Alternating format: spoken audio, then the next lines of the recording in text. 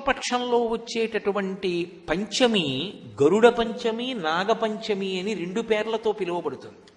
అవి రెండు విరుద్ధ ప్రాణులు. గరుడు ఎక్కడుంటాడో అక్కడ పాము ఉండదు, పాము ఎక్కడుంటుందో అక్కడ గరుడు వస్తే దాన్ని చీల్చేస్తాడు. అవి రెండు పరస్పర శత్రుత్వం కలిగినటువంటి ప్రాణులు. అటువంటి రెండు ప్రాణుల యొక్క ఉపాసనకి సంబంధించినటువంటి తిథి నాగపంచమి లేదా గరుడ పంచమి.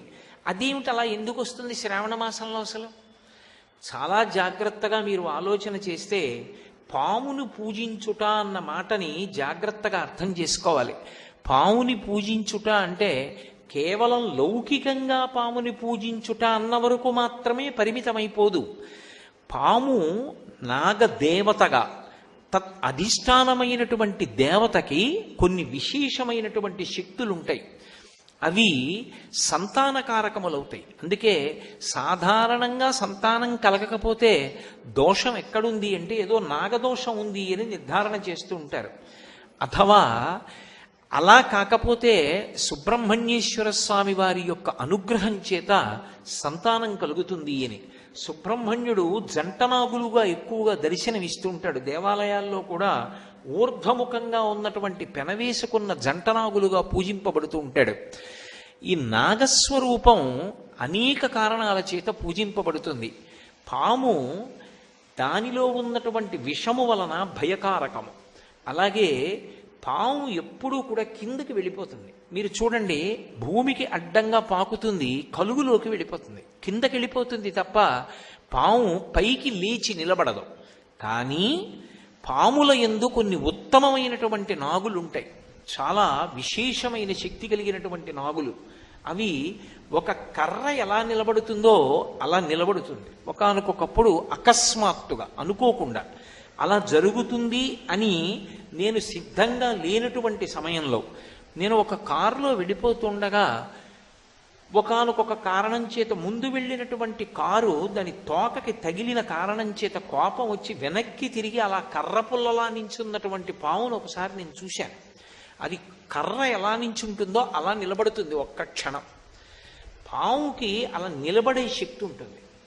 మనిషి తనలో ఉన్నటువంటి తేజస్సు క్షయమైపోకుండా చూసుకోవాలి. మనుష్యునిగా వచ్చావు కాబట్టి మనుష్యుని యొక్క శరీరాన్ని సద్వినియోగం చేసుకుని ఉత్తమమైనటువంటి పథంలో ప్రయాణించడానికి కావలసినటువంటి వ్యవస్థని మనస్సు యందు సంకల్ప బలంతో ఏర్పరచుకో అని చెప్పడం. నాగపంచమి నాడు ఆ పావుని పూజ చేయడం ఇన్ని కారణముల చేత. అంటే నేను ఇంకా కొద్దిగా విహంగ వీక్షణంగా మాట్లాడుతున్నాను. పావుని పూజ చేయడము అంటే ఏదో అర్థం పర్థం లేకుండా చేతకాక పూజ చేస్తున్నారనుకోకూడదు.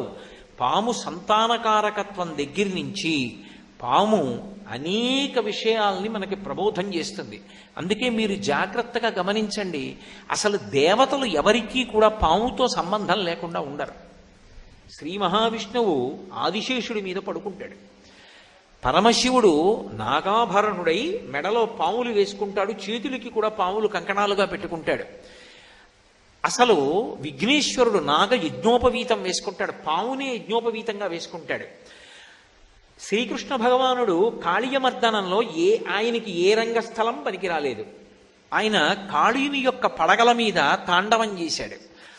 మీరు ఎక్కడ చూడండి, చివరికి సహస్రారమని పాము పడగలు ఎలా ఉంటాయో శ్రీ విద్యా సంప్రదాయంలో ఆ సహస్రారమును చేరుకున్నప్పుడు అలా ఉంటుంది అని. కాబట్టి పాముతో సంబంధం లేనటువంటి దేవతలు ఉండరు. అందరికీ పాముతో సంబంధం ఉంటుంది. పాముతో సంబంధం ఉండడానికి కారణం ఏమిటంటే అది సంసారగ్రస్తమైనటువంటి జీవుణ్ణి సంసారము నుండి విడుదల చేస్తుంది. విడుదల చేసి ఉన్నత పదం వైపుకి నడిపించడానికి సంకేతం పాము. అందుకని విరుద్ధ ప్రాణులుగా ప్రకటింపబడవు అక్కడ. నాగపంచమి నాడు నాగదేవతలందరినీ పూజ చెయ్యండి అన్న మాటకి, లేదా వారందరికీ ప్రతినిధిగా అమ్మవారిని పూజ చెయ్యండి అంటారు. ఎందుకు అమ్మవారిని పూజ చేయడం? శ్రావణ మాసం ప్రత్యేకించి ప్రకృతి సంబంధమైన పూజలు.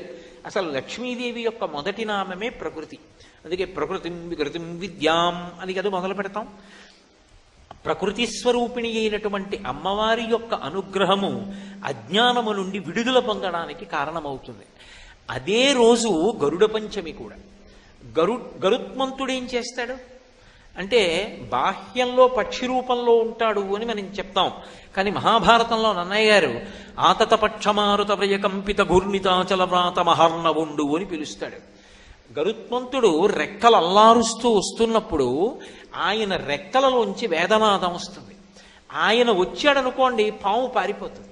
ఏ పాము పారిపోతుంది? కలుగులోకి వెళ్ళిపోయే పాము పారిపోతుంది. అంటే సాంసారికమైన అనురక్తిని తగ్గించి వైదికమైన జీవన విధానం ఇచ్చి భక్తితో కూడిన కర్మాచరణము వైపుకి నడిపించగలిగినటువంటి తత్వము గరుత్మంతుని యందు నిక్షేపింపబడి ఉంది. అందుకే వహిస్తాడు, ఇప్పుడు వాహనమై ఉంటాడు. ఆయనకి నమస్కరించకుండా విష్ణు దర్శనం చెయ్యం. అందుకే గరుత్మంతుడు వస్తున్నాడు అంటే, పాము కలుగులో దూరిపోయింది అంటే దాని అర్థం ఏమిటంటే, అస్తమానం ఈ దిక్కుమాల సంసారమేనా? మనుష్య జన్మకి ఇంతకన్నా గొప్ప ప్రయోజనం ఇంకొకటి లేదా?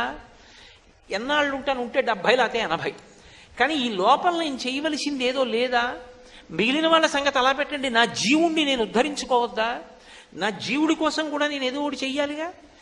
ఆఫీస్కి ఎడుతున్నాను, ఉద్యోగం చేస్తున్నాను, డబ్బు తెస్తున్నాను, దాస్తున్నాను, స్థలాలు కొంటున్నాను, ఇళ్ళు కొంటున్నాను, కొడుక్కిస్తాను, కూతురికిస్తాను, ఏదో చేస్తాను.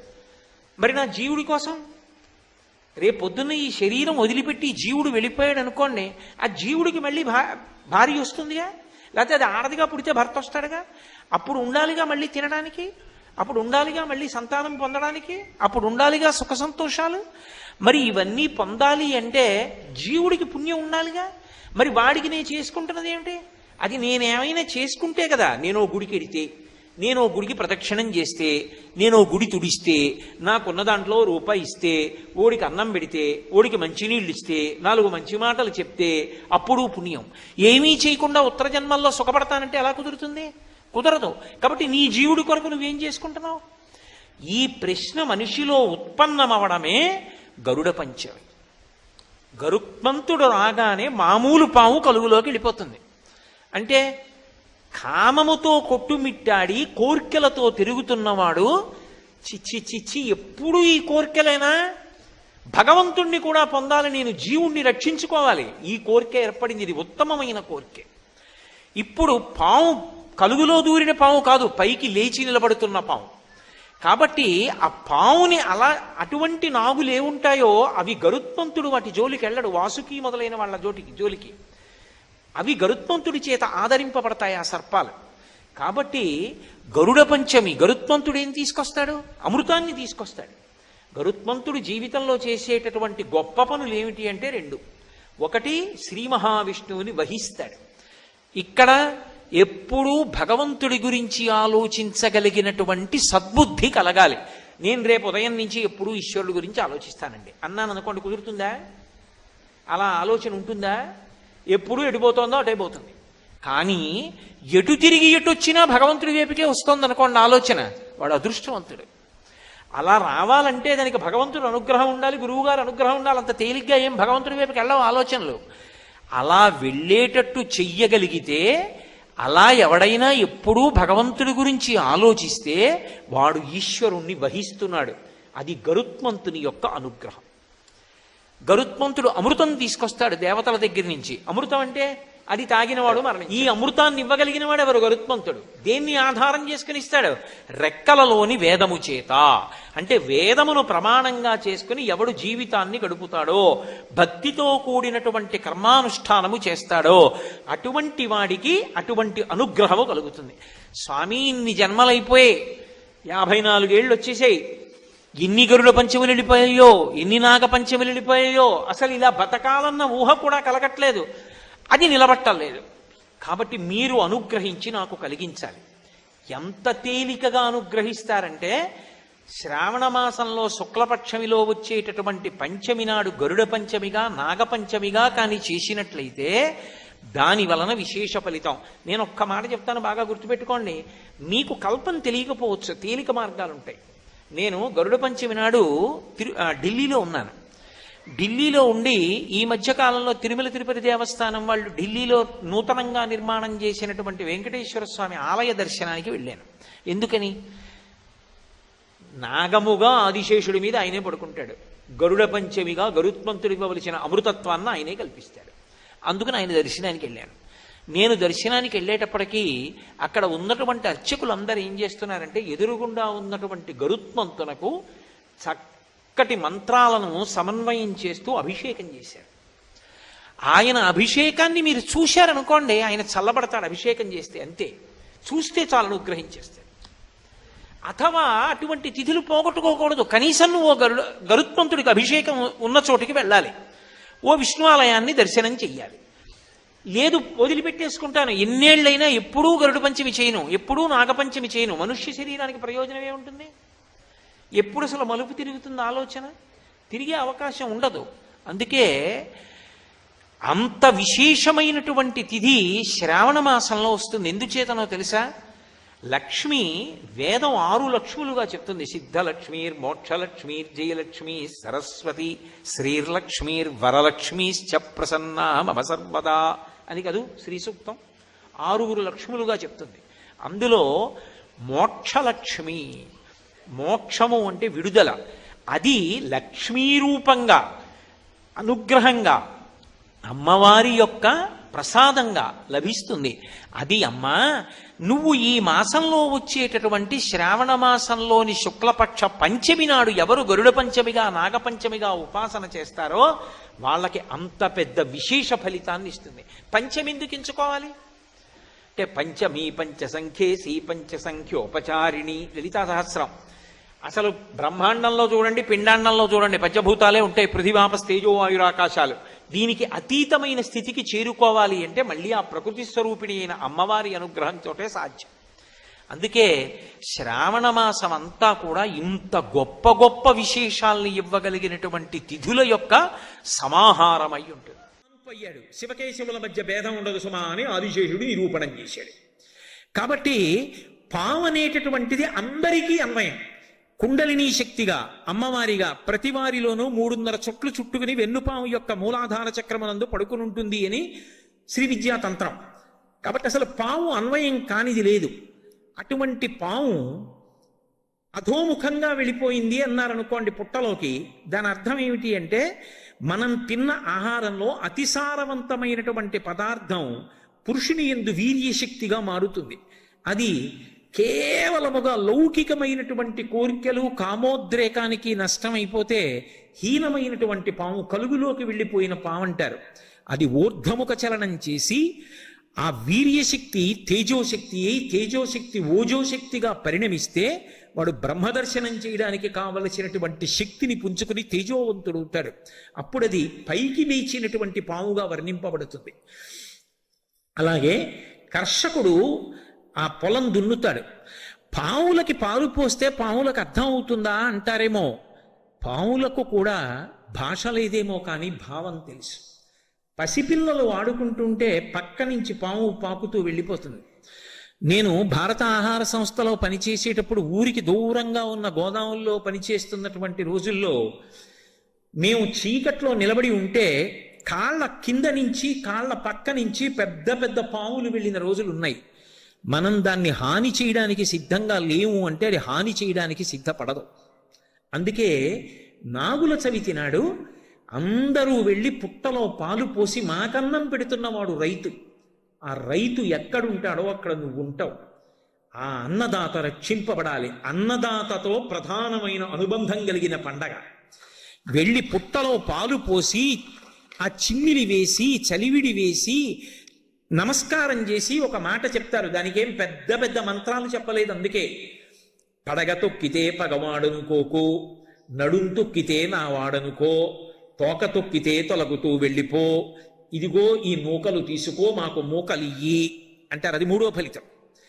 ఒకవేళ నేను తెలియక పొలం గట్టు మీద వెడుతుంటాను, నేనంటే మా తాతగారు వ్యవసాయం చేశారు, మా తాతగారు వెడుతున్నప్పుడు ఆయన చూసుకోక చటుక్కున నీ పడగ తొక్కితే పగవాడు అనుకోక ఆయనకి నిన్ను చంపే ఉద్దేశం మీద పొలంలో వెడుతూ చటుక్కున తొక్కాడు, వెళ్ళిపో. నడుం తొక్కితే నావాడనుకో, తోక తొక్కితే తొలగుతూ వెళ్ళిపో, ఆయన జోలికి రాకు, నీ పట్ల నాకు ఒక అనుబంధం ఉన్నది అని చెప్పడానికి పట్టుకెళ్ళి వేస్తే ఆ భాష అది అందుకోలేదని నేను అనుకోవట్లేదు.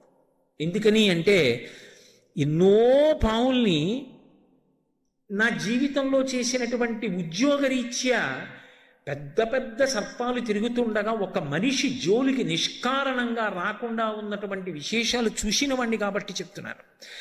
కాబట్టి అటువంటి పావుతో కూడా సఖ్యతతో సాధించలేనిది లేదు. ప్రేమ భావన చేత దేన్నైనా గెలవవచ్చు. శత్రుత్వం చేత, శాసనం చేత తాత్కాలికంగా వంచగలవేమో, ప్రేమ భావన చేత శాశ్వతమైన మార్పు తేగలవు అని ఆ ప్రేమ భావనకు పట్టాభిషేకం చేసి పావుకి పాలు పోయించిన జాతి సనాతన ధర్మం. పుట్టలో పాలు పోసి సాధారణంగా సంతానాన్ని కల్పించగలిగినటువంటి శక్తిగా సుబ్రహ్మణ్యుణ్ణి ఆరాధన చేస్తారు. అందుకే వంశవృద్ధికారకాయ నమః అని ఆయనకు ఒక పేరు. కాబట్టి ఈ నూకలు తీసుకో, మాకు మూకలి. మూకలంటే నాకు 10 మంది కొడుకులు, 30 మంది మనవలు, 50 మంది మునిమనవలు, 70 మంది ఇనుమనవలు, ఇంతమంది ఇంట్లో ఆడుకుంటుంటే నేను తాతనై ముత్తాతనై వీళ్ళందరినీ చూస్తూ సంతోషంగా గడిపి కేవలం అనుబంధాలే కాదు, చిరంజీవన్ దేవ క్షపిత పశుపాశవ్యతికర పరానందాభిజ్ఞం రసయతి రసం తద్భజనవాన్, చిట్ట చివర పరబ్రహ్మాన్ని అనుభవిస్తూ శరీరం విడిచిపెట్టగలిగిన స్థితిని అని చెప్పడానికి నాగుల చవితిని 4 కారణాలకి చేస్తారు. ఇంత గొప్పగా అగ్ని ఆరాధన అనేటటువంటిది పతాక స్థాయి.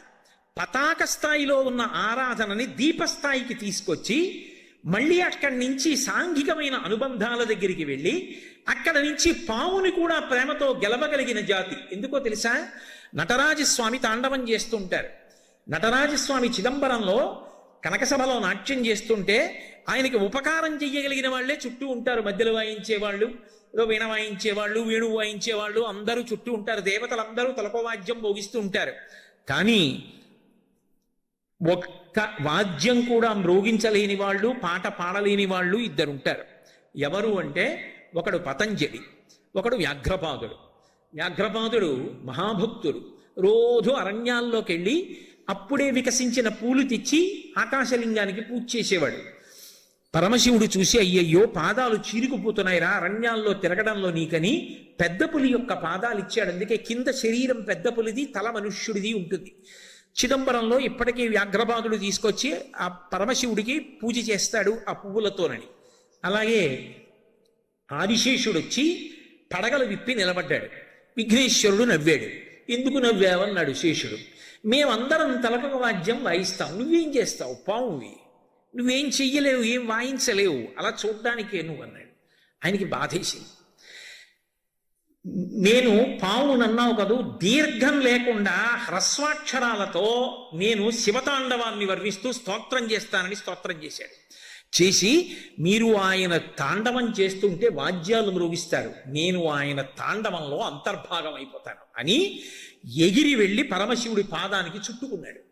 ఇప్పుడు ఆయన తాండవం చేస్తుంటే నేనొకటి, నా ఉంగరం ఒకటి కాదుగా, నా ఉంగరం ఎప్పుడూ నాతోనే వస్తున్నట్టుగా, నాకు భూషణం అయిపోయినట్టుగా ఆ పాము ఆయన పాదానికి అలంకారం అయిపోయి ఆయన తాండవం చేస్తుంటే అది తాండవంలో కలిసిపోయిందంతే. అలా ఆదిశేషుడు నటరాజు యొక్క పాదాన్ని పట్టుకున్నాడు. ఒక పాము తనకున్నటువంటి సమస్తమైనటువంటి వ్యగ్రతలు మరిచిపోయి ప్రేమమూర్తి అయినటువంటి శంకరుడు తాండవం చేస్తుంటే చూస్తూ నిలబడిపోయింది. క్రౌర్యానికి పరాకాష్ఠ అయిన పెద్ద పులి వ్యాఘ్రపాదుడు పరమశివ తాండవం చూస్తూ ప్రేమతోలా నిలబడిపోయాడు. ప్రేమ చేత గెలవలేనివి ఈ లోకంలో లేవు. శాసించి తాత్కాలికంగా ఉంచగలవేమో, కానీ ప్రేమతో తీసుకొచ్చిన మార్పు శాశ్వతమైన మార్పు. అందుకే ప్రేమతో పావుని కూడా పూజించడం నేర్పినటువంటి జాతి ఈ సనాతన ధర్మం. అందుకే నాగుల చవితి పండగ వచ్చింది. పక్కనే స్కంద షష్ఠి, సుబ్రహ్మణ్యారాధన. నిజానికి సుబ్రహ్మణ్యుడు పావకి అని అగ్నిస్వరూపం. శంకర భగవత్పాదులు పంచాయతనాన్ని పూజించమని శాసనం చేశారు. ఎవరు ప్రధానంగా కులదేవతగా చూస్తారో వాళ్ళని మధ్యలో పెడతారు. 5 మాత్రం పూజలో ఉంటారు.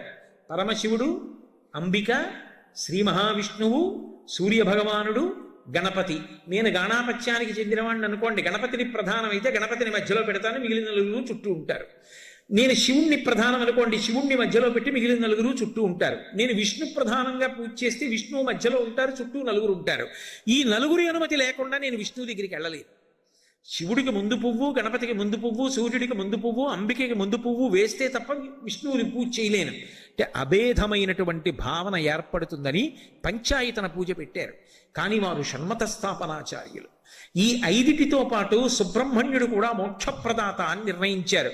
మరి సుబ్రహ్మణ్యుడేడి పూజలో అంటే సుబ్రహ్మణ్యుడికి ఇక వేరే పూజలో మూర్తిని ఇవ్వలేదు ఆయన. ఎందుకు ఇవ్వలేదంటే మొదట వెలిగించినటువంటి దీపంలోని జ్యోతి సుబ్రహ్మణ్య స్వరూపమే, చివర ఇచ్చిన నీరాజనంలో జ్యోతి సుబ్రహ్మణ్య స్వరూపమే అన్నారు. జ్యోతిస్వరూపం సుబ్రహ్మణ్య స్వరూపం. కాబట్టి మహానుభావుడు ఆ సుబ్రహ్మణ్యుడు ప్రత్యేకించి దీపముల ద్వారా ఆరాధన జరిగేటటువంటి ఈ కార్తీక మాసంలో స్కందషష్ఠి రూపంలో పూజలు విశేషంగా అందుకునేటటువంటి మాసం. మీరు చూడండి, ఒక్క మాసంలో ఇన్ని రకాలైనటువంటి విశేషాలు జరగడం అనేటటువంటిది మీకు కార్తీక మాసంలోనే కనపడుతుంది. అలాగే ఉత్థాన ఏకాదశి లేదా ప్రబోధన ఏకాదశి అంటారు. శ్రీ మహావిష్ణువు పాలసముద్రంలోంచి నిద్రలేస్తారు ఆ రోజున. ఏమంటే ఆయన కూడా నిద్రపోతారా? ఒకవేళ ఆయన కూడా నిద్రపోయారనుకోండి, శ్రీ మహావిష్ణువు అంటే లోకములనన్నిటినీ కాపాడవలసిన వాడు కదా, కాపాడవలసినటువంటి స్థితికర్త ఆయనే నిద్రపోతే ఆ సమయంలో ఉపద్రవం వస్తే ఎవరికి చెప్పుకోవాలి? నిద్రపోయేటటువంటి లక్షణం ఉన్నవాడు, తమో గుణానికి లొంగిపోయినవాడు కదా, ఆయనకి మననేం రక్షిస్తాడు అనుకుంటారేమో. అది తామసికమైన నిద్ర కాదు, ఏదో బడలిపోయి నిద్రపోయినటువంటి నిద్ర కాదు. నిద్రాముద్రాం నిఖిల జగతి రక్షణే జాగరూకం అని దక్షిణాయనం రాగానే ఆషాఢమాసంలో మొదలు పెడతాడు ఆ నిద్ర. అది యోగ నిద్ర. చూడండి, ఏదైనా బాగా ఆలోచించవలసి వచ్చిందనుకోండి, జ్ఞాపకం రాలేదనుకోండి, ఓసారి కళ్ళు మూసుకుని ఇలా అంటాం. కళ్ళు మూసుకుని ఆలోచన చేసినట్టే ఆయన కూడా బాహ్యనేత్రములను మూసి పడుకుంటాడు. అంటే పైకి చేస్తున్న పూజ కాదు, మనస్సుల లోపల ఉన్నటువంటి భక్తిని లెక్కలోకి తీసుకుంటాడు. దక్షిణాయనంలో ఉపాసన కాలం కాదు, లోపల మనస్సుని చూస్తూ ఉంటాడు. అందుకే వెంకటేశ్వరుడిగా ప్రతిజ్ఞ చేశాడు, ఏకేన తులసి మాత్రదలేనాపి నరోత్తమ పూజయేద్ భక్తిభావేన తంరక్షామి ఇతి మత్మనః అన్నాడు. ఒక్క తులసి దళం భక్తితో ఇస్తే చాలు, నేను లొంగిపోతాను. ఆ భక్తి అన్నది పైకి పదార్థము చేత ప్రకటనం కాదు. ఎన్ని తెస్తే భక్తి అని మీరు అనగలరు? ఎవరి శక్తిని బట్టి వారు తెస్తారు. శక్తిని బట్టి తేవడం కాదు, ఎవరి భక్తి అన్నది ఆర్ద్రత, ఎవరి మనసులో ఎంత ఉన్నది దాన్ని బట్టి ఆయన అనుగ్రహిస్తాడు. ఆ భక్తి కలిగిన వాడు ఏమి ఇవ్వనివ్వండి ఆయన పుచ్చుకుంటాడు. ఒకనాడు కురుసభకి రాయబారానికి వెడితే ఎందరో వచ్చి చెయ్యి ఇచ్చారు. చెయ్యి పట్టుకు దిగాడా? రథంలోంచి దిగేటప్పుడు విదురుడి చెయ్యి పట్టుకు దిగాడు. ఎందుకు దిగాడు? ఏం మిగిలిన వాళ్ళు బలవంతులు కారా? ఎవరి మనసులో పవిత్రమైన భక్తి ఉన్నదో వాళ్ళ చెయ్యి పట్టుకుని రథంలోంచి దిగాడు. ఆయనకి ఎవరి మనసులో ఎంత భక్తి ఉన్నది అన్నదాన్ని ఆయన లెక్క కట్టుకుంటాడు. భక్తి అన్న మాటకు అర్థం కేవలముగా పైన చేసేటటువంటి క్రతువు ఒక్కటే కాదు, అలాగని భక్తి ఉంటే క్రతువు చెయ్యక్కర్లేదని చెప్పడము సాధ్యం కాదు. ఈ రెండు విరుద్ధములు మాత్రం కావు. నాకు నా కొడుకు మీద చాలా ప్రేమ ఉందనుకోండి, వాడు ఎక్కడో హైదరాబాద్లో ఉంటే కాకినాడలో వచ్చేటటువంటి కొత్తపల్లి కొబ్బరి మామిడి పండు బుట్ట కట్టి బస్సులో పెట్టి హైదరాబాద్ పంపించకుండా ఉండలేను. అలాగని కేవలం మామిడి పండ్లు ఒకటే పంపిస్తూ ఉండడం వాడి మీద ప్రేమ కాదు. అలాగే భగవంతుని మీద భక్తి ఉంటే పూజ చెయ్యకుండా ఉండలేవు. కేవలం పూజ ఒక్కటే చేస్తే భక్తి అని చెప్పడము సాధ్యం కాదు. అందుకే భక్తి కన్నా పై స్థాయిలో మానసిక భక్తి ఉంటుంది. భగవంతుడు చెప్పినట్టుగా బ్రతుకుతానన్నది చిట్ట చివరి స్థాయి. నాకేమీ కాదు, ఆయన ఎలా చెప్పాడో అలా బ్రతుకుతా అంతే. అంతకన్నా గొప్ప భక్తి లోకంలో ఏముంటుంది? అదే ధర్మం. ఆయన ఎలా చెప్పాడో నేను అలాగే బ్రతుకుతానంతే, ఇంకొకలా నేను బ్రతకను. అప్పుడు వాడికి చచ్చిపోవడానికి విశ్వమంతా పూజామందిరమే. వాడికి పూజామందిరం అంటే ఇంట్లో గది కాదు, పూజామందిరం. అది పండిన భక్తి. ఇప్పుడు ఆ లోపల ఎంత ఎదుగుతున్నాడో అన్నదాన్ని పరమేశ్వరుడు చూస్తూ ఉంటాడు. ఆ చూడ్డానికి ఇక్కడ కందులు మూసి లోపలికి చూస్తాడు. అది యోగ నిద్ర. అది దక్షిణాయనంలో చూస్తాడు, ఉపాసన కాలం కనుక. అందుకే సత్యనారాయణ వ్రతం చేసిన వాడికి పుణ్యం వస్తుందా, సత్యనారాయణ వ్రతం చూసిన వాడికి పుణ్యం వస్తుందా అంటే చెప్పడం కష్టం. ఎందుకని అంటే వ్రతం చేస్తూ సెల్ ఫోన్ మాట్లాడితే వస్తుందని చెప్పడం సాధ్యం కాదు. వ్రతం చేస్తూ అబ్బా నేను ఇప్పుడు చేసుకుంటాను అని మానసికంగా ఉపచారాలు చెప్తుంటే అక్కడ అధాంగ పూజ చెప్తున్నారు అనుకోండి, ఇక్కడ ఈయన సెల్ ఫోన్ పట్టుకుని ఇలా చేస్తున్నాడు అనుకోండి, ఈయనకు వస్తుందా? చూడ్డానికి వచ్చిన వాడు అక్కడ కూర్చుని పాదౌ పూజయామి అంటే తాను కళ్ళు మూసుకుని సత్యనారాయణ స్వామి పాదాల మీద, చీలమండల మీద, మోకాళ్ల మీద, తొడల మీద, నాభి మీద, ఆ పొట్ట మీద, గుండెల మీద, నడుం మీద, భుజముల మీద, నాభి మీద, కంఠం మీద, ఆ గడ్డం మీద, ముక్కు మీద, పెదవుల మీద, చిన్న చిరునవ్వు నవ్వితే కనపడిన దంతముల మీద, కనురెప్పల మీద జాగ్రత్తగా 2 తుమ్మి పూలు కనుబొమల మీద, నుదురు మీద, చెవుల మీద వేసి చేత్తో పువ్వులు పట్టుకుని తలమించి వేస్తే జర జర జర జర జర కింద పడుతున్నటువంటి పువ్వులతో సమానంగా పైకి కిందకి మనసుతో చూసిన వాడెవరో అక్కడ చూడ్డానికి వచ్చిన వాడున్నాడు, వాడు వ్రతం చేశాడని వేస్తాడు ఈశ్వరుడు. మనసు ప్రధానమైంది. అందుకే నాకు తెచ్చి అని ఊరుకోలేదు. పత్రం పుష్పం ఫలం తోయం యోమే భక్త్యా ప్రయచ్చతి, నాకు భక్తితో పట్టుకొచ్చి ఇస్తే పుచ్చుకున్నానన్నాడు. అటువంటి యోగ నిద్రయందు లోకములను గమనించి ప్రబోధనైక ఏకాదశి నాడు, ఆ ఉద్ధాన ఏకాదశి నాడు, కార్తీక మాసంలో వచ్చేటటువంటి శుక్లపక్షంలో వచ్చేటటువంటి ఏకాదశి నాడు క్షీరసాగరంలోంచి లేచి ద్వాదశి తిథి నాటికి బృందావనంలోకి వచ్చాడు. ఒకనాడు మాట ఇచ్చాడు కనుక బృందకి, ఆయన తులసి బృందావనంలోకి వస్తాడు. అందుకే ఆ రోజున ఆరాధన, విష్ణు సహస్రనామ స్తోత్ర పారాయణం, దీపాలు పెట్టడం అన్నీ కూడా క్షీరాబ్ది ద్వాదశి అని ఆ తులసి చెట్టు దగ్గర చేస్తారు. ఆ ఋతువులో తులసితో పాటుగా విశేషమైన అనుగ్రహాన్ని పరదేవతా స్వరూపంగా వర్షిస్తోంది కాబట్టి తులసి కోటలో ఉసిరి కొమ్మని కూడా గుచ్చి రెండిటి గాలిని పీలుస్తూ రెండిటికి కలిపి పూజ చేస్తారు. కాబట్టి క్షీరాబ్ది ద్వాదశి దీపాలని ప్రత్యేకంగా దీపాలు పెడతారు. అలాగే శుక్లపక్షంలో వచ్చేటటువంటి అష్టమి గోపాష్టమి, ఒకటి బలిపాడ్యమి, రెండవది మూడవది తిథులు సాంఘికమైన అనుబంధాలు, నాలుగవది పావుల సంబంధం, ఆరవది సుబ్రహ్మణ్య సంబంధం, 8వ తిథి అష్టమి వస్తే శుక్లపక్షంలో గోపాష్టమి.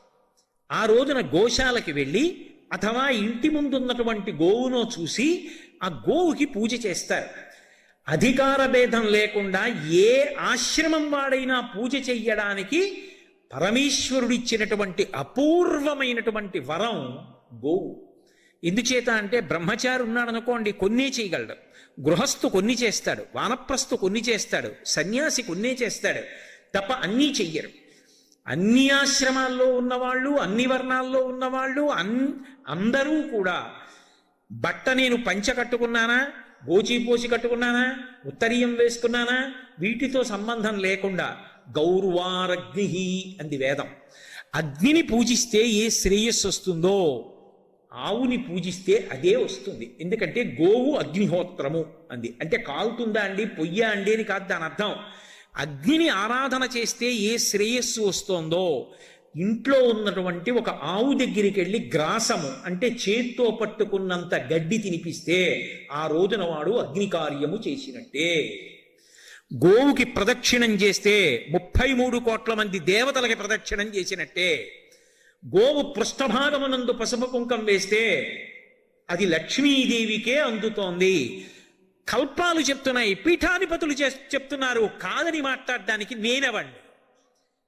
పరిమితులు తెలుసుకు మాట్లాడాలి కదా, శాస్త్రవిరుద్ధమైన ప్రసంగాలు చేయకూడదు. పరంపరాగతంగా శృంగేరి, కంచి లాంటి పీఠాలకి సంబంధించిన పీఠాధిపతులు కూడా ప్రతిరోజు గోపూజలు చేస్తున్నారు. గోపూజ అంత గొప్పది. శుక్లపక్షంలో గోపాష్టమి నాడు గోపూజ, అలాగే కృష్ణపక్షంలో అంటే ఇప్పుడు వస్తోంది ఈ వచ్చేటటువంటి దాంట్లో మళ్ళీ ద్వాదశి నాడు ప్రత్యేకంగా గోవత్స ద్వాదశి అంటారు. దూడతో ఉన్నటువంటి ఆవుని పూజ చేస్తారు. ఆ రోజున పూజ చేసి చిట్టిగార్లు, చిట్టి బూర్లు అంటారు, చిన్న చిన్న గార్లు, చిన్న చిన్న బూర్లు వేసి నైవేద్యంగా తీసుకొచ్చి పెడతారు. ఆ రోజున ఆవు దూడ కలిపి అవి ముట్టుకుంటే దేవతలందరికీ కార్తీక మాసంలో నైవేద్యం ఇచ్చేసినట్టే. కాబట్టి కృష్ణపక్షంలో వచ్చేటటువంటి ద్వాదశి గోవత్స ద్వాదశి. ఆ రోజున గో పృష్ఠభాగాన్ని చక్కగా పసుపు కుంకాలతో పూజ చేయడం, మెడలో ఓ పూలదండ వెయ్యడం, గోవుని అలంకరించడం, గోవుకి ప్రదక్షిణం చెయ్యడం. పూజా విధానం తెలిస్తే కల్పంతో చక్కగా ఆ గోపూజ చెయ్యగలగడం, అభ్యున్నతి హేతువులు. అందుకే కార్తీక మాసం ఇన్ని రకాలైనటువంటి పూజల యొక్క సమాహార స్వరూపం. అలాగే అష్టమి కాలభైరవాష్టమి. కాలభైరవుడు పరమాద్భుతమైనటువంటి స్వరూపం, పరమశివుని యొక్క అవతార విశేషం. కాలభైరవుని యొక్క శాసనానికి స్వయంగా యమధర్మరాజు కూడా భయపడి ఆ శాసనాన్ని పాటిస్తాడు అని చెప్తారు. ఇప్పటికీ హరిద్వార్ వంటి క్షేత్రానికి వెడితే భైరవ దండనము అని చెప్పి విధిస్తారు. భైరవ మూర్తి దగ్గరికి వెళ్ళినప్పుడు ఒంగో పెట్టి కర్రతో ఒక్కసారి కొడతారు. ఎందుకని అంటే అసలు ఆయన పేరే భైరవ. భైరవ అన్న మాట ఎందుకు వచ్చిందంటే భై అని శబ్దం చేస్తాడు రవం, కాబట్టి భైరవ. ఆయన వాహనం శునకం, కుక్క భౌ అంటుంది కదా. జీవి శరీరాన్ని విడిచిపెట్టిన తరువాత చేసిన పాపాన్ని బట్టి కుక్క రూపంలో తరివితే కటిక చీకట్లో పరిగెడతాడు అని. భౌ నరుస్తూ భై అన్న రవంతో వెంటపడతాడు కాబట్టి భైరవ. అక్కడ పొందవలసిన దండనని ఇక్కడే దండన రూపంలో ఒంగో పెట్టి వీపు మీద కర్రతో ఆ చేత్తో పట్టుకున్న ఆ వెదురుతోటి ఓ చిన్న దెబ్బ కొట్టి వదిలేస్తారు. భైరవ దండనం ఇక్కడే విధించేశామని. అటువంటి భైరవుడు ఏదైనా ఇవ్వగలడు. అందుకే కాలభైరవాష్టకం పఠంతి ఏ మనోహరం జ్ఞానముక్తి సాధనం విచిత్ర పుణ్యవర్ధనం శోకమోహ దైన్యలోభ కోపతాపనాశనం తే ప్రయాంతి కాలభైరవాగ్రి సన్నిధం ధ్రువం అంటారు. ఆ భైరవుడి యొక్క ఆరాధన అంత గొప్పది. ఎందరో భైరవులు ఉన్నారు. ఒక్కొక్క భైరవుడి దగ్గర నుంచి ఎంతమంది భైరవులు.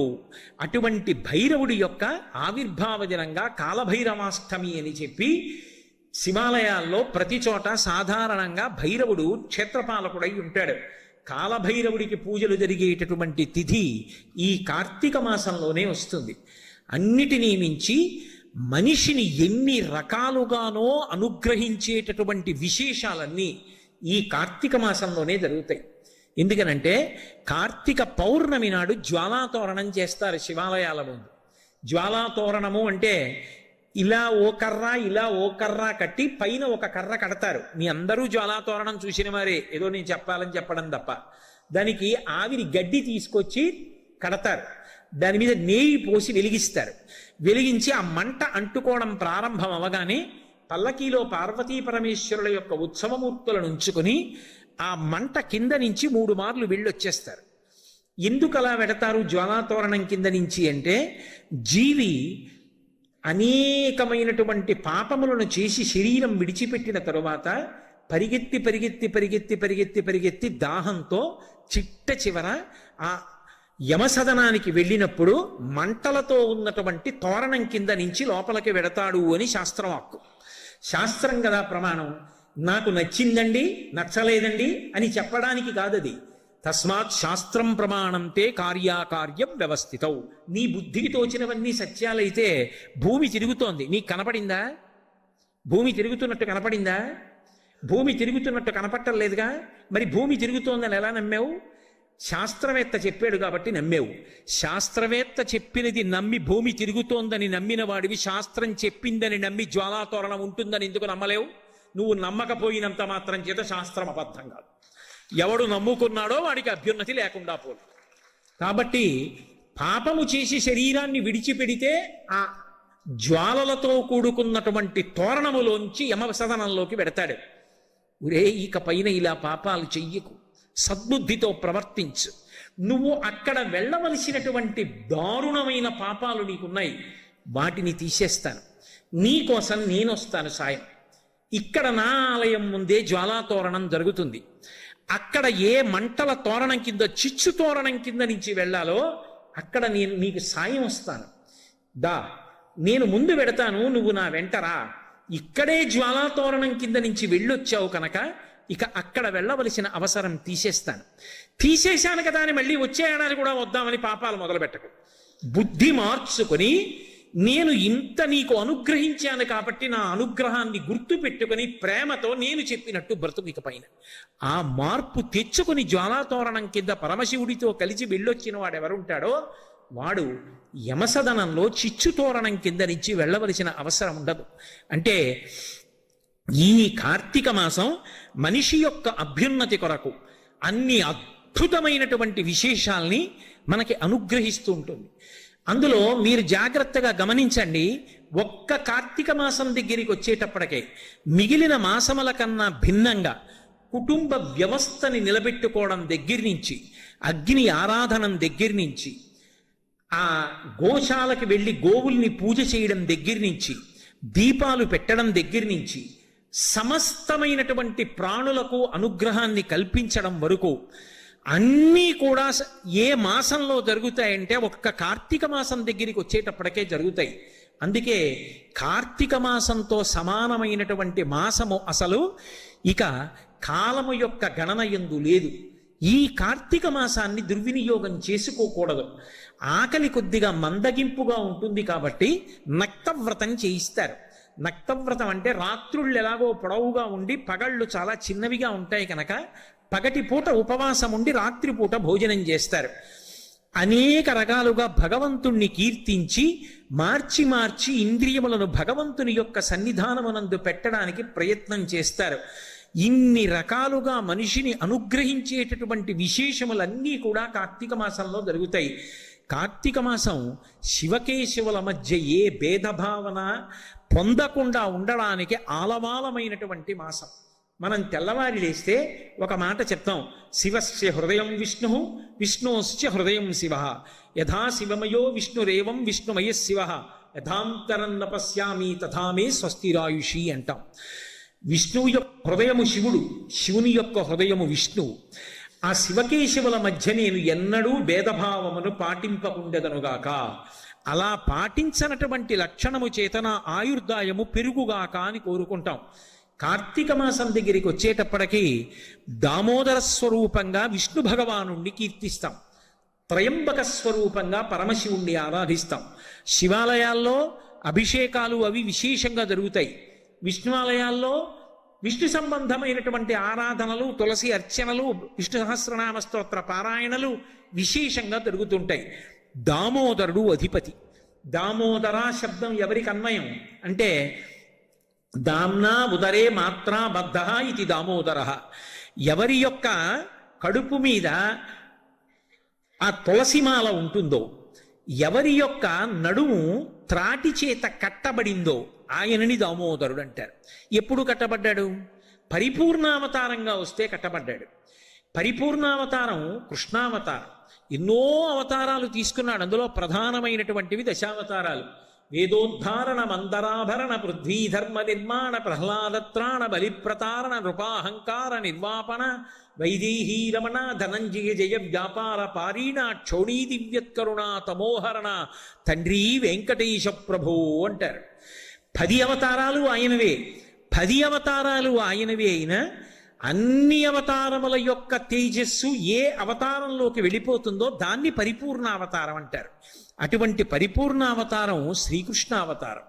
అటువంటి శ్రీకృష్ణ అవతారంలో ఆయన చేసినటువంటి లీలలు అనన్య సామాన్యములు. కల్నులు తెరువని కడుచిన్ని పాపడై దానవి చనుబాలు త్రావి చంపే, 3వ నెల నాడు ముద్దుల కుర్రడై కోపించి శకటమ్ము కులద్రోసే, ఏడాది కుర్రడై ఎగసి తృణావర్తు మెడపట్టుకుని చీవి మృతుని చేసే, తల్లి వెన్నల కురై తను రోలకట్టంగా బాలుడై మద్దుల కూలద్రోసే, ఆ ఆవుల్ని దూడల్ని రక్షించడం కాదు, కేవలముగా వాటిని కాపలా కాయడం కాదు, ఆయన అసలు ఇంకా కనురెప్పలు కూడా సరిగ్గా తెరవడం చేత కానటువంటి పసిపిల్లవాడిగా ఉండగానే పూతనా సంహారం ప్రారంభం చేశాడు. అంత గొప్ప అవతారం కృష్ణావతారం. అటువంటి కృష్ణావతారాన్ని బంధించాలని దుర్యోధనాదులు ప్రయత్నం చేశారు. శ్రీకృష్ణుడు రాయబారానికి వెళ్ళినప్పుడు దుర్యోధనాదులు ఆయన్ని కట్టేద్దాం అనుకున్నారు. కట్టగలిగారా? కట్టలేకపోయారు. కానీ చిన్ని కృష్ణుడుగా ఉండగా కృష్ణుణ్ణి కట్టేస్తానని బయలుదేరినది ఎవరు అంటే యశోద బయలుదేరింది. ఆ యశోద బయలుదేరడం కూడా ఆశ్చర్యకరమైనటువంటి సందర్భంలో బయలుదేరింది.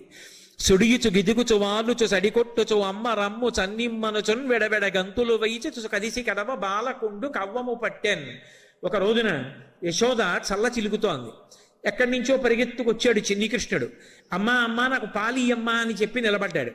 అవతల పిల్లలు ఆడుకుంటున్నారు, నేను తొందరగా వెళ్ళిపోవాలి, పాలిస్తావా ఇవ్వవా అని మారాన్ చేస్తుంటే, నిన్న కాక మొన్న పుట్టాడు, ఇవాళ ఏమిటో పెద్ద ఎర్రటి మొహం చేసేసుకుని పెదవులన్నీ అదిరిపోతుంటే, ఏదో పాలు ఇవ్వాలట, ఇవ్వకపోతే అక్కడ ఆటలకు వెళ్ళిపోవాలట, పిల్లలందరూ ఎదురు చూస్తున్నారట, ఏదో కొంప మునిగిపోతుందిట, ఏమిటో వీడి ఉద్ధతని చెప్పి నవ్వుకుంటూ యశోద చల్ల చేసుకుంటూ చూస్తోంది. పువ్వుల పొట్లం లాంటి చేత్తో చటుక్కున కవ్వం పట్టుకున్నాడు. ఆయన బలానికి ఆపే లేదు, ఆయన బలం ఎంతటిదో అందరికీ తెలుసు. కానీ ఆమెది మాతృహృదయం.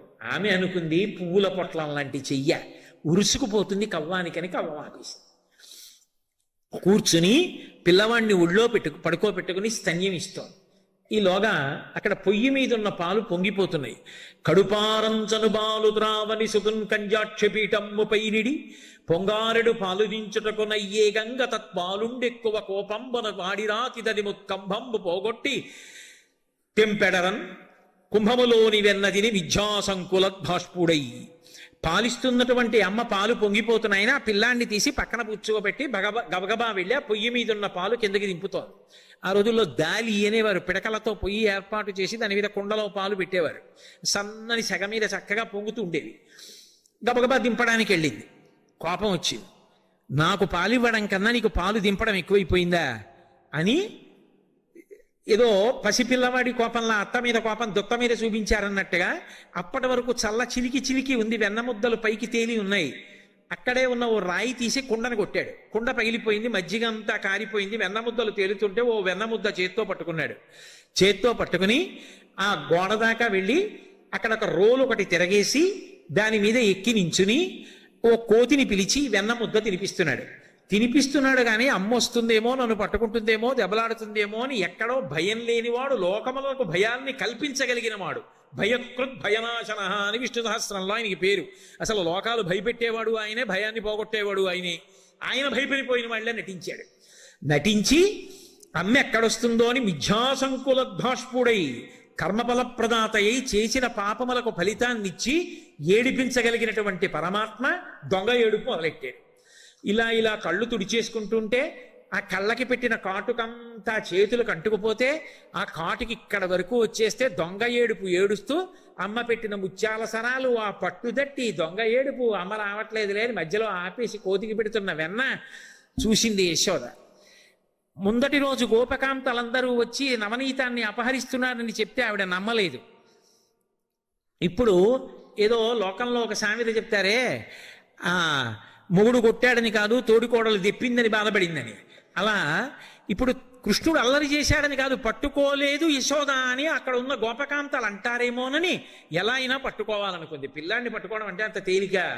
అందుకని ఆవిడేదో పెద్ద యుద్ధానికి బయలుదేరిన దానిలా ప్రతిజ్ఞ చేసింది. లాలనమున బహుదోషము లోలింప్రాపించు తాడనోపాయములంచాల గుణంబులు కలగును తాడనంబె బాలురకును పథ్యంబరయన్ అంది. పిల్లాడు కదా అని ముద్దు చేస్తే పాడైపోతున్నాడు, 2 దెబ్బలు వేస్తే బాగుపడతాడు, అందుకని కొడతాను. అసలు కొట్టడానికి పట్టుకోవాలి కదా ముందు. అందుకని ఆ చీర తీసింది, ఇలా పైకి దోపింది, పమిట కొంగి ఇలా చుట్టూ తిప్పింది, యువతలకి తెచ్చింది, ఆ కొప్పు తీసింది, గట్టిగా ముడేసుకుంది, పువ్వులు ఇలా లోపలికి సర్దుకుంది, ఆ నగలన్నీ తీసింది, ఊగిపోకుండా ఇలా రవికలోకి వేసుకుంది. ఇంకా పిల్లాడి వెంట పరిగెత్తాలి, ఎక్కడ చూస్తే పారిపోతాడో అని చూస్తోంది. చూసేశాడు అమ్మ వచ్చేస్తోందని. చటుక్కున వెలయలోలు తిరగ వేసి ఎక్కి ఉట్టిలోని వెన్న నులుకుచున్నొక కోతి పాలు చేయుచున్న బాలుకనియే. కోతికి వెన్నబెడుతున్నటువంటి కృష్ణుడిని చూసేసింది. అమ్మ వచ్చేస్తోందని పరిగెత్తుకెళ్ళిపోయాడు. స్తంభాదికంబులు తనకు అడ్డంబైన టట్టునని పట్టు అనివీని ఈ తప్పు సైరింపు ఇంక దొంగిలబోదు నేనని ముని ముట్ట నిచ్చువాని కాటుక నెరయంగ కందులు నులుముచు వెడల కన్నీటితో వగచువాని ఏ దశవచ్చునో ఇది ఎని పలుమాన్లు సరుగుచు క్రీగంట చూచువాని గూడబారి పట్టుకని వెరపుచు చిన్ని వెన్న దొంగ చిక్కెననుచు కొట్ట చేతులాడక పూబోడి కరుణతోడబాలు కట్టదలచి.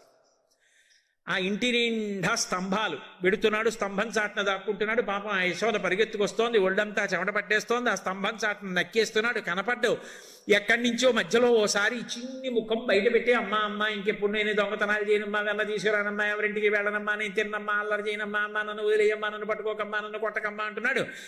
మళ్ళీ యశోద పరిగెత్తుకొస్తోంది, మళ్ళీ పారిపోతున్నాడు. బొడల చెమటలగా ఉత్తరీయము జార తొరుముకున్న విరులు జారిరాల కట్టరాని తనను పట్టెదనని చింత కట్టుకున్న తల్లి కరుణ చూచి అయ్య పిచ్చమ్మా, అమ్మా నన్ను లోకంలో ఎవరు పట్టుకోలేరమ్మా, నన్ను పట్టుకోవడానికి మార్గాలు లేవు, అటువంటిది నన్ను పట్టుకుంటానంట ఏమిటమ్మా, వెంట పడితే దొరుకుతానా? కానీ అమ్మా అమ్మా అన్న మాట మాధుర్యాన్ని మొట్టమొదటిసారి జీవితంలో తెలుసుకున్నా. నాకు ఇంతకు ముందు అమ్మా నాన్న తెలియరు. ఆయనకి అమ్మా నాన్న ఏమిటి? ఆయనే లోకమునకు తల్లి తండ్రి. త్వమేవ మాతా చ పితా త్వమేవ త్వమేవ బంధుశ్చ సఖా త్వమేవ త్వమేవ విద్యా ద్రోణం త్వమేవ త్వమేవ సర్వం మమ దేవదేవ. అటువంటి వాడు ఏ పాములెరుగక ఏ పారుమేటికి పశుల కాపరి ఇంట పాము కరిగే, ఏ కర్మయుని లేక వెలయునొక్కడికి ని జాతకర్మంబులు సంభవించే, ఏ తల్లి చనుబాలు ఎన్నరెడుగని ప్రోఢ తల్లి యశోద చన్నుల పాలు త్రావనిరిగే, ఏ హాని వృద్ధుల నెరుగని బ్రహ్మంబు పొదివిటిలో నుద్ది పొందనుందే. ఇంతకుముందు అమ్మ ప్రేమ పాలు తెలియని వాడు మొట్టమొదటిసారి యశోద చన్నుల పాలు తాగాడు కదూ. అమ్మా అన్న మాటకున్న మాధుర్యం తెలుసుకున్నాడు. అయ్య పిచ్చమ్మా, ఒళ్ళంతా చెమట పట్టేసింది, పమిట జారిపోతోంది, కొప్పు ఊడిపోయింది, పువ్వులు రాలి కింద పడిపోతున్నాయి, అయినా నన్ను పట్టుకోవాలని పాపం వస్తోంది, ఇంత ఆయాసపడిపోతోంది, పిచ్చమ్మని నేను ఇంకా బాధ పెట్టలేనని అమ్మకి దొరికిపోయాడు. దొరికిపోతే గోడ పట్టుకుంది. అదృష్టం, కొడదామనుకున్నది కొట్టలేకపోయాడు. ఆయన యొక్క సౌందర్యాన్ని చూసింది. భగవంతుని యొక్క సౌందర్యం అలా అంటే అలా ఉంటుంది. సంపేద్దామని వచ్చింది పూతన, ఇంకా ఇవిడ కొడదామనుకుంది అమ్మ ప్రేమతో. సిరిమమ్మం వ్రతకంగ చూచటుకొనై శృంగార వేషంబుతో నరుదేనోపునటంచు గోపికలు జిహ్వల్రాక మోహించి అని పోతన గారు దశమస్కంధంలో చెప్పినట్టుగా గోపికలంతటి వాళ్ళు లక్ష్మీదేవి వస్తోందేమో అనుకున్నారు పూతన వస్తుంటే. ఆ పిల్లవాడి దగ్గరికి వెళ్ళి ఎత్తి దగ్గర పెట్టుకుని, నాచనుబాలొక గుక్కెడు ఓ చిన్ని కుమార త్రావు మొయ్యన పెదపన్ నీ చెలువ మెరుగవచ్చును నా చెలువము సఫలమగును నిన్నదలక్ష అంది. కాసిన పాలు తాగరా అబ్బాయి, చంపేస్తాను నిన్నప్పుడు తెలుస్తుంది నీ వికారం ఏమిటో అనుకుంది. కానీ ఆ చిన్ని కృష్ణుడి అందం చూసి పూతన కూడా పొంగిపోయింది. అటువంటిది కన్న తల్లి యశోద పొంగిపోతూ ఆ ఏడుస్తున్నాడు, అమ్మ నన్ను వదిలేయమ్మా, అమ్మ నన్ను వదిలేయమ్మా, ఇంకా దొంగతనాలకు వెళ్ళనమ్మా. చూసింది, నిన్ను కొట్టను కానీ ఒరే కట్టేస్తాను రా. ఎందుకని? అక్కడ అందరూ చూస్తున్నారు గోపకాంతలు, తన గొప్ప కదూ. ఏరా ఎవరికి దొరకవుట నిన్ను వాళ్ళు ఎవరు పట్టుకోలేకపోయారట. పట్టెదనది చలము కొనిన పట్టుట బట్టే పట్టుబడవండ్రు పట్టి పట్టుకొన నాకు కాక పరులకు వశమే. ఏమిట్రా నువ్వు ఎవరికి దొరకవుటి ఇలా చూపించింది గోపకాంతాలు. ఏం నాకు దొరకవా? చూసావా ఎలా పట్టుకున్నాను? ఇప్పుడు నిన్ను కొట్టను కానీ కట్టేస్తాను రై అని వదిలేసి తాడు తేవడానికి వెళ్ళింది అనుకోండి, ఇక మళ్ళీ దొరకడం. అందుకని అలాగే పట్టుకుంది. ఏమనుభవించిందండి యశోద. ఆ మోకాళ్ళ మీద కూర్చుని అమ్మకి చాలా కోపం వచ్చేసింది అనుకోండి, గౌరవించి మాట్లాడుతుంది కొడుకుని. ఏమండో కోటేశ్వరరావు గారు అందనుకోండి, అమ్మ కోపం వచ్చిందని గుర్తు. అమ్మలాతే కోటేశ్వరరావు గారు ఎందుకు అంటుంది? అందుకని వీరెవ్వరు శ్రీకృష్ణులు కారా, ఎన్నడును వెన్నయు ఇంచుకయ్యను తెలియరట, చోరత్వం ఇంచుకయ్యను నేరరట, దరిద్రిట్టిని ఎతులు కలరే. అబ్బా మీరు శ్రీకృష్ణుల వారా, పాపం మీకు దొంగతనాలు తెలియవే, వెన్న ఎప్పుడు తినలేదే, తీసిన వెన్నంతా నేనే దాచుకుంటున్నానే, నీకు ఎప్పుడన్నా పెడితే కదూ అని ఇన్ని మాటలు చెప్పి ఆ పిల్లాన్ని చేత్తో పట్టుకుని, తజ్జనని లోగిటంగల రజ్జు పరంపరల శిశు కట్టన్ ఆ బొజ్జ తిరిగి రాదయ్యే, జగజ్జాలములున్న బొజ్జ కట్టంతరమే. వెడుతోంది ఆ కవ్వానికి తిప్పడానికి ఉపయోగించి పక్కన పడేసిన నలిగిపోయిన తాడు తీస్తోంది, తీసుకొస్తోంది, బొజ్జ చుట్టూ తిప్పుతోంది, 2 అంగుళాలు తక్కువ వస్తోంది, మళ్ళీ వెడుతోంది, ఇంకో తాడు తీస్తోంది, వదిలేసింది అనుకోండి పారిపోతాడు. ఈ 2 తాళ్ళు ముడియ్యాలి ఎలా. అందుకని ఆ పిల్లాన్ని ఇలా నడుం చుట్టూ, ఇది కృష్ణుడైతే ఇలా నడుం చుట్టూ చెయ్యేసి 2 ముడేసి మళ్ళీ బొజ్జ చుట్టూ తిప్పుతోంది, మళ్ళీ 2 అంగుళాలు తక్కువ వస్తోంది, మళ్ళీ ఎంత గొప్ప కొడుకురా నాయనా, నా అదృష్టం కొద్దీ పుట్టావురా అంటోంది, మళ్ళీ వెడుతోంది, మళ్ళీ తాడు చేస్తోంది, మళ్ళీ ముడేస్తోంది, మళ్ళీ పొట్ట చుట్టూ తిప్పుతోంది, మళ్ళీ 2 అంగుళాలు తక్కువ వస్తోంది. అయ్యో ఇన్ని తాళ్ళు ముడేసినా తక్కువైపోతుంది ఏమిటి, పొట్ట కట్టలేకపోతున్నాను ఏమిటని మరిచిపోయింది. అంటే భగవంతుణ్ణి కడతానని కానీ భగవంతుణ్ణి కట్టడానికి ఓ సాధనం ఉందని కానీ అనుకుంటే 2 ముళ్ళు ఉండవు. ఎవరు దాన్ని, ఆ తాడు సరిపోదు, ఆయన లొంగాలి. అందుకే అయ్య పిచ్చమ్మా, నన్నెవరూ పట్టుకోలేరమ్మా, నన్నెవరూ కట్టలేరమ్మా, కట్టేస్తానని వెంటపడ్డావు. అమ్మతనానికి పట్టాభిషేకం చేస్తున్నా, దొరికిపోతున్నానమ్మా అన్నాడు. వేసేసింది ముడి. చిక్కడు శిరికౌగిటిలో చిక్కడు సనకాది యోగి చిత్తాబ్జములను చిక్కడు శృతిలతి కావళి చిక్కెనతడు లీల తల్లి చేతన్ రోలను.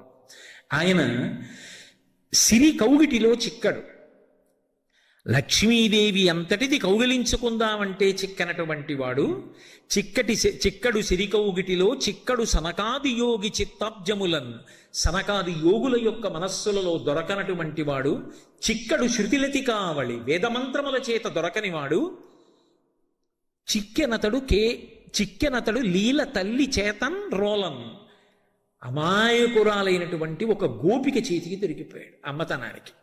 పట్టుకెళ్ళి రోలుకేసి కట్టేసి, మత్సలేని పరమాత్మ భక్తికి పట్టాభిషేకం చేయడానికి ఆ రోలుని ఈడుస్తూ పాకడంలో ఆ తాడు గట్టిగా ఒరుసుకుని, దామ్నా ఉదరే మాత్రాబద్ధ ఇది దామోదర, ఆ తాడు నడువుకి ఒరుసుకుపోతే నడుం చుట్టూ నల్లగా మచ్చపడింది. అలా మచ్చపడితే మచ్చగలిగిన వాడు కాబట్టి దామోదరుడు అయ్యాడు. అంటే భక్తికి లొంగిపోతాను. మౌనులచే జ్ఞానులచే యోగులచే దాన సంవిధానులచే తన్ పూని నిబద్ధుండగునే పురుషోత్తముడు, భక్తియుతుల చేతన్ బోలన్, భక్తుల చేతికి చిక్కినట్టుగా మౌనులకు జ్ఞానులకు యోగులకు దానం చేసేటటువంటి వాళ్ళకి కూడా ఆయన లొంగడు సుమా అని చెప్పడానికి ఒకనాడు ఒక ఆజ్ఞురాలైనటువంటి గోపిక చేతికి దొరికిపోయాడు. అలా తాటి చేత కట్టబడి నడుం చుట్టూ ఉరుసుకుపోయినటువంటి వాడున్నాడే ఆయన దామోదరుడు. అంటే భక్తికి లొంగిపోతాడు. ఒక దీపం పెడితేనే అంత శక్తినిస్తాడా అండి? తులసి దగ్గరికి వెళ్ళి గోవిందా అంటే అంత అనుగ్రహించేస్తాడా అండి? కార్తీక మాసంలో ఉసిరి చెట్టు దగ్గరికి వెళ్ళి శ్లోకం చెప్తే అలా అనుగ్రహం వస్తుందా అండి? అంటావేమో. నీ గుండెలలో భక్తి ఉండాలి, కానీ తాటి చేత కట్టబడి మత్సలేని వాడు, మత్స పొందినటువంటి దామోదరుడు అధిపతిగా ఉన్నటువంటి మాసం కార్తీక మాసం. ఆయనకి నీ గుండెలలో భక్తిని చూసి అనుగ్రహించడం అలవాటు. అందుకే ఆ యోగ నిద్ర చాలించి ఈ కార్తీక మాసంలో నిద్రలేస్తాడు. నీ గుండెలలో భక్తి ఉండాలి తప్ప ఆయన నీ వెంట పరిగెడతాడు, పరమశించిపోతాడు. అందుకే దామోదరుడు అధిపతి అయ్యాడు. అలాగే త్రయంబకుడు పరమశివుడంతే మహానుభావుడు, మత్సలేనివాడు, మత్స తెచ్చుకున్నాడు. ఆయనకి నిజంగా మత్స అవసరమా? స్ఫటికమణి నిభం అంటారు. తెల్లగా స్ఫటికమణి ఎలా ఉంటుందో అలా మెరిసిపోతూ ఉంటాడు పరమాత్మ. అటువంటి పరమశివుడు కంఠ నల్లగా ఉండేటట్టుగా మత్స తెచ్చుకున్నాడు. లోకంలో చాలా అందంగా చాలా తెల్లగా ఉన్నాడు అనుకోండి ఎవరైనా, ఆయనకు చిన్న మచ్చ వచ్చిందనుకోండి ఏ కురుపో వేసి, అది అందరికీ కనపడే చోట ఏ కంఠం మీదో బొగ్గ మీదో వచ్చిందనుకోండి, అది ఎలా పోతుందా అని ఆలోచించుకుంటాడు, అందానికి అడ్డం వస్తుంది. కానీ వాళ్ళు ఘృతరీతి ఘనీభూతం సచ్చిదానంద విగ్రహం అన్నాడు వ్యాసుడు. అప్రాకృత శరీరం తం అతిమన్మధరూపిణం ఘృతరీతి ఘనీభూతం సచ్చిదానంద విగ్రహం అన్నాడు. అది అప్రాకృత శరీరం, నేతి ముద్దలా ఉంటుంది. అంత అందమైనటువంటి శరీరం ఉన్నటువంటి వాడు. పైగా ఆయన నడిచి వెడుతుంటే సూర్యేణ చిత్రితం మూర్ధ్ని చంద్రదండ విరాజితం గంగాచ యమునా చైవ విధర్త స్మనుచామరి అని శివమహాపురాణంలో వర్ణించారు. గంగా యమున ఆయనకి చామరం వేస్తుంటే సూర్యుడు చంద్రుడు ఆయనకి గొడుగు పట్టి తీసుకెడుతుంటారు. అంతటి అందగాడు, అంతటి పరమాత్మ పరమశివుడు లోకాల కోసమని తన కంఠానికి నల్లటి మచ్చ తెచ్చుకున్నాడు. ఎప్పుడు తెచ్చుకున్నాడు? ఒకనాడు పాల సముద్రాన్ని అమృతం కోసం చిలికితే ఆ పాలవెల్లి లోపల అప్పటికప్పటికి మందరాగము తిరుగన్ చప్పుడు నిండెన జండము చెప్పిడిదే మధుని చెవులు చిందరబనియన్ ఆలోల జలధి లోపల నాలో నహి విడిచి అసురుల బలపన్ గీలా కోలాహలమున హాలాహల విషము పుట్టె నవనీనాథ. ఆ హాలాహలం వచ్చి లోకాలన్నింటినీ కాల్చేస్తుంటే అందరూ కైలాసానికి వెళ్ళి మొరబెట్టుకుంటే శని కైలాసముజొచ్చి శంకరుని వాసద్వారముంజేరి ఈశని దవ్వారికు లడ్డు పడ్డ తలమంచుంజొచ్చి కుయ్యో మొర్రో విను మాలింపము చిత్తగింపు దయన్ వీక్షింపుమన్ సంభుజానన ముఖ్యుల్కని రక్తరక్షణ కళా సంరంభునిన్ శంభునిన్. ఆర్తరక్షణ కళా సంరంభుడైనటువంటి పరమశివుడి దగ్గరికి వెళ్ళి అయ్యా హాలాహలం పుచ్చేసుకోమన్నారు. అది ఎవరిని పుచ్చుకుంటే వాళ్ళు చచ్చిపోతారు. ఆయన పుచ్చుకోగలడా? పార్వతీదేవి దగ్గరికి వెళ్ళి చెప్పాడు, చూశావా పార్వతి, లోకాలన్నీ కూడా ఎంత బాధపడిపోతున్నాయో చూశావా? హరిమది ఆనందించిన హరినక్షి జగంబులెల్లయ ఆనందించున్ హరియును జగములు వెచ్చక గరళము వారించుటొప్పు కవలదలక్షి. మీ అన్నగారు స్థితికారుడు, విష్ణువు సంతోషించేటట్టుగా ఆ హలాహలం నేను పుచ్చేసుకోనా అన్నాడు. అది ఏమైనా పటికి బెల్లమా నోట్లో వేసుకోవడానికి? ఆవిడికి మాత్రం ఐదోతనం మీద కోరిక ఉండదు. ఆవిడ చూసి మీ ఇష్టం పుచ్చుకోండి. అక్కడ వరకు విని భాగవతం పరీక్షిత్ అంతటి వాడు గుండెలు బాదుకుని అడిగాడు శుకబ్రహ్మని.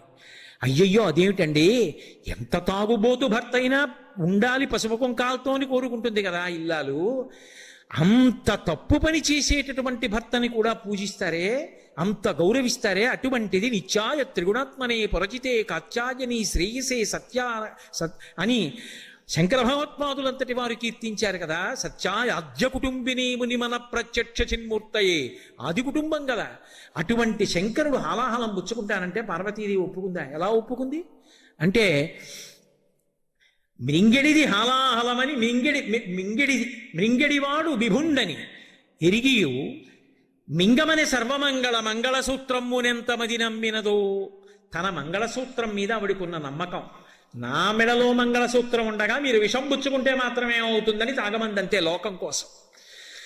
అప్పుడు అందరూ హాలాహలాన్ని చూసి భయపడుతుంటే ఒక్క శంకరుడు మాత్రం మహానుభావుడు గబగబా బయలుదేరి తన చుట్టూంచర సంఘముల్ జయ జయధ్వానంబులన్ బొబ్బిడన్ ఘనగంభీర రవంబుతో శివుడు లోకద్రోహి హుంపోకు రమ్మని కింగేల తమల్చి కూర్చి కడిగా లంకించి జంబూపలంబర సర్వంకషము మహావిషము నాహారించి హెలాగతిన్ కదలంబారవు పాప పేరు వడలన్ ఘర్మాంబుజాలంబు పుట్టదు నేత్రంబులు నెర్రబారవు నిజ జూటాచంద్రుడున్ కందడున్ వదనాంభోజము వాడదా విషమునాహ్వానించుచో డాయిచో పదిలంబై కడిచేయిచో దిగుచుచో భక్షించుచో మృంగుచోన్.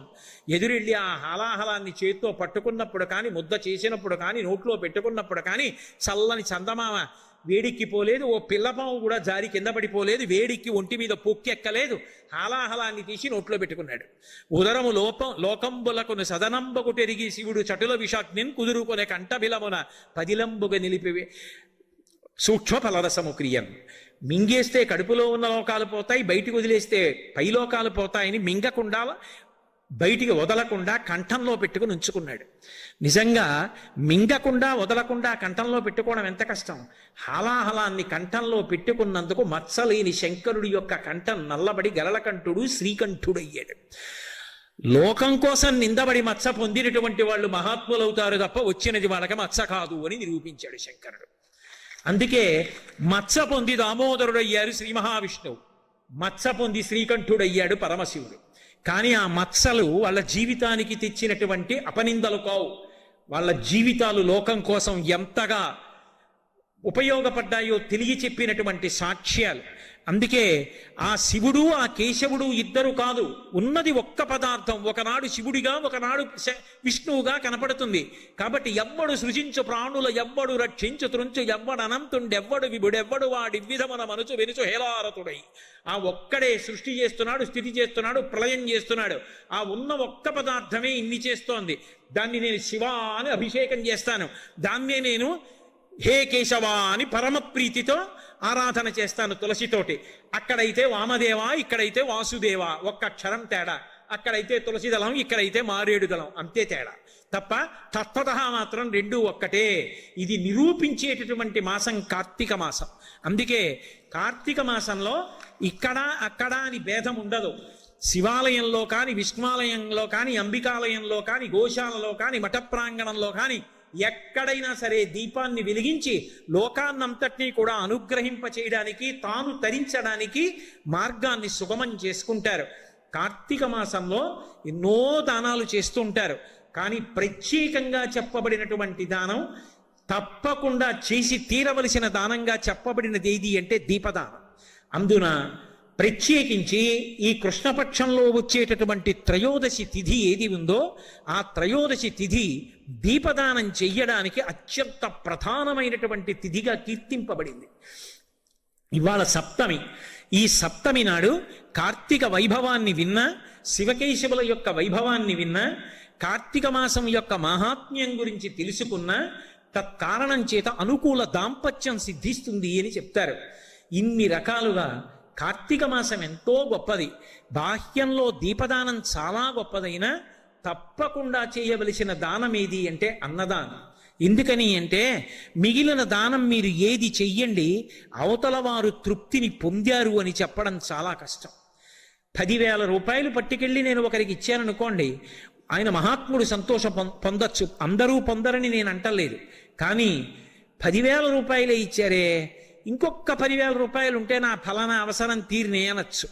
లేదా 10,000 రూపాయలు వచ్చిన కారణం చేత 20,000 రూపాయల కోరిక కొత్తది మనసులో పుట్టచ్చు.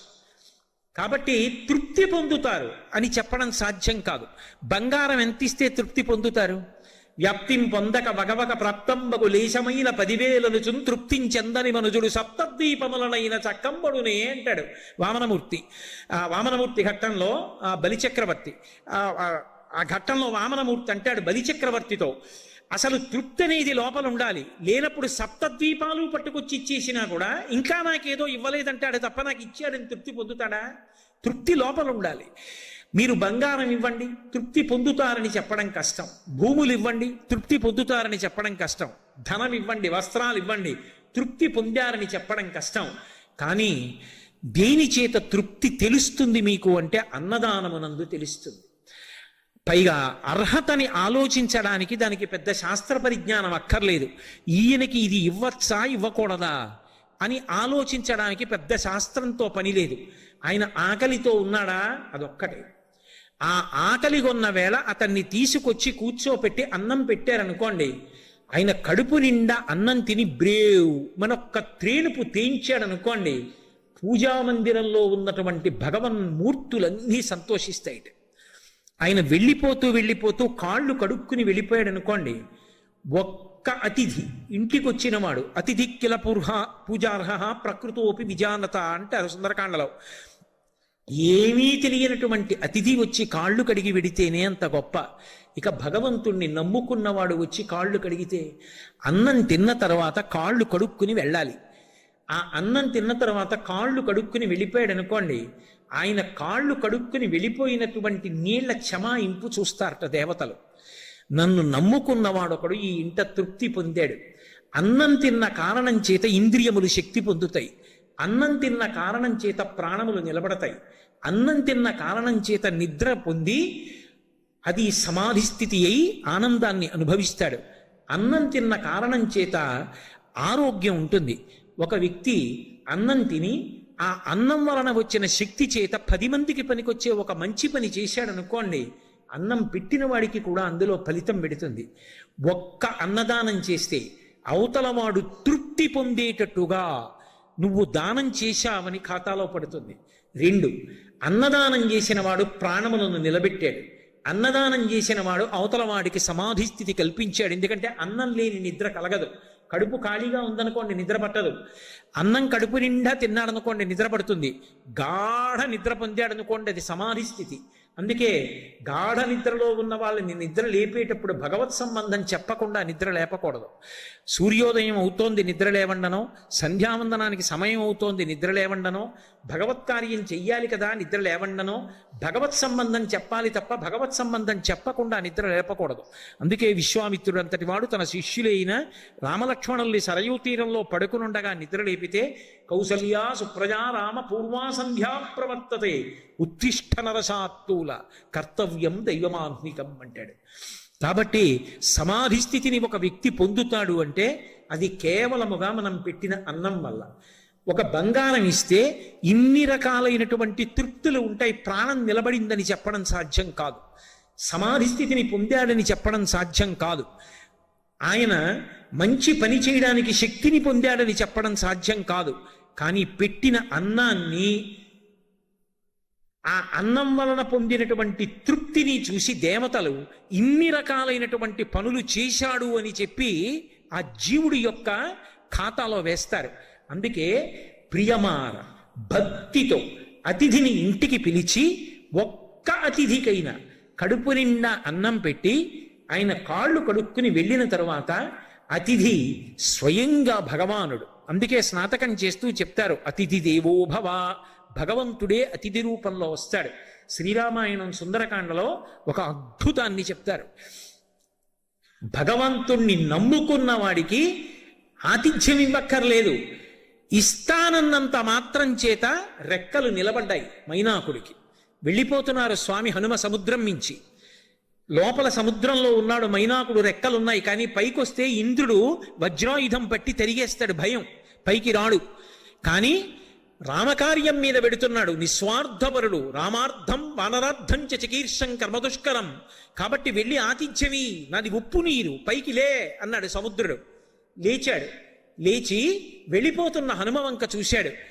చూసి ఒక మాట అన్నాడు, మహానుభావ, సామాన్యుడు అతిథిగా వస్తేనే గొప్ప, నీ వంటి పూజ్యుడు అతిథిగా వస్తే అంతకన్నా అదృష్టం ఉంటుందా?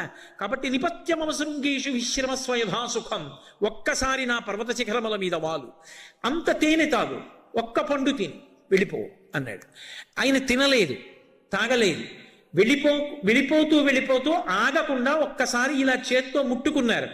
ముట్టుకుని ఒక మాట చెప్పారు, నేను ఆగడం కుదరదు, ప్రీతోస్మి కృతమాతిథ్యం మన్యురేషోపనీయతాం, తరతే కార్యకాలో మే అహస్యాప్యతి వర్తతే, ప్రతిజ్ఞాత మయా దత్తానస్తాతవ్యమిహాంతరే.